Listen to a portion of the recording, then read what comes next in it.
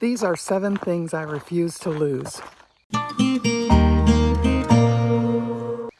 Not because I'm trying to prove anything, but because these things are tied to freedom.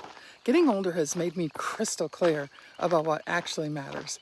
This isn't about looking younger, it's about living. Number 1 is my ability to get down and back up from the floor. Now, this is something that isn't just a vanity thing. It's something we need every dang day. I don't know about you, but I'm 5'11", and any book I want in the library, it's on the bottom shelf. The gluten-free flour is on the bottom shelf at the grocery store. And while people are always asking me to get things off the top shelf for them, I can never find anybody short to get me the stuff off the bottom. Also, the dog, we have a Great Dane, he can't get under the furniture to get the ball because he's too big. So I have to get down and do that. And you know, this is something that you might not even realize that you're losing. Like, it just happens, it sneaks up on you. That inability to get back up off the floor. And this is like independence. Getting back up off the floor. That's why I freaked out so bad when I saw that meme over and over again at Christmas time. If your birthday starts with a 19, you shouldn't wrap presents on the floor anymore. Wrong. You should do everything. Get off the floor. Get up and down off the floor every dang day. Because that's how you get to keep doing it. We actually have 2 Great Danes. And they're big. That's a whole lot of dog. We call the first one that we got, he's 8. We call him our miniature Great Dane because he's only 140 pounds. But the baby Great Dane, he's about 200 pounds. He's the biggest dog I've ever seen, and he cannot get under the furniture. And he is such a puppy. When he gets all puppified, it's frightening. Number 2 is balance. Balance is so important, and if you've watched any of my videos, you already know how I feel about this. It can just, you know, it's usually the things that we're not prepared for that take us down, that we get unbalanced for. But if we're used to practicing balance, which I think you really need to do, then you have a better chance and you don't want to be taken out by a fall. I had a friend recently who told me that she was in the garden and she stepped on a rock that was like wobbly and she fell hard on her hip. And I mean, she was really sore, and I get it because I fell on the rock that our house was built on when I was chasing that chicken, and I tripped. But could she have stopped herself from falling? I don't know, but maybe. I was walking down at the park and I wanted to walk on the toys, you know, the bike course thing, and I came off of that and there were leaves everywhere. This was last fall, and I tripped.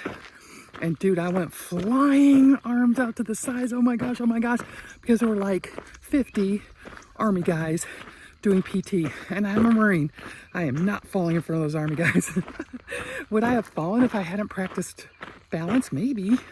I don't want to fall. Big stuff. Don't want to fall. Number 3 is my strength. And I've been a power lifter and I've been a bodybuilder, and I'm not talking about that kind of strength. When I took that, I'm walking on hills, you guys. That's why I'm having a puppy.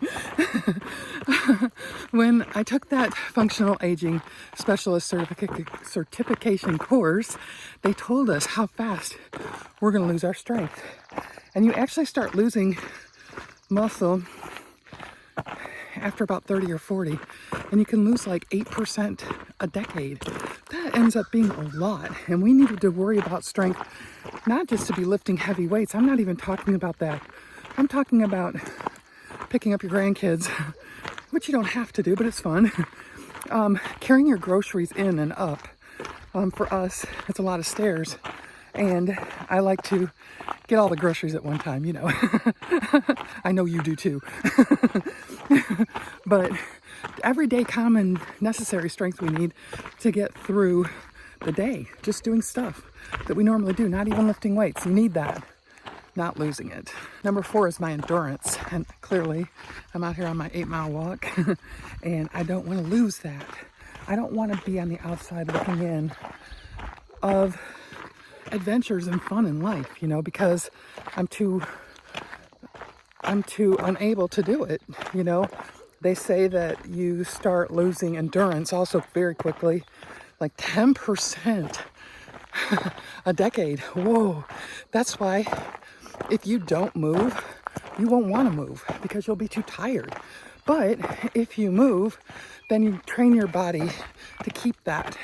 And you want that because that helps you do just all the things, you know. You're not too tired, you know, to do anything. You're still able to hike and walk and have adventures, and, you know, you're not just going to be a party pooper because you can't go anywhere because you're too dang tired. And speaking of adventure, number 5, I think. I suck at math. I don't want to lose my sense of adventure. There are so many things yet I still want to try. I'm going to do this 50K in November. Then someday I hope to do a 100-mile race. I want to do one. It's called the Arkansas Traveler. It's one of the oldest 100-mile races in the country. And it's right here in Arkansas. And I look at videos about it, and I think, yeah, that's the one I want to do.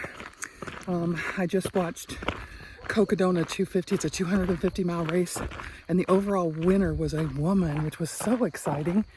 And I never considered a multi-day race because it involves sleep and stuff like that. I really like to sleep. But I started thinking, maybe I want to through hike the Ice Age Trail in Wisconsin. It's 1,200 miles. I want to through hike the American Discovery Trail from Delaware to California, thousands of miles. I want to do those things, and I fully intend to. So I don't want to lose my sense of adventure, you know? And I 100%, there's nasty dogs barking at me back there.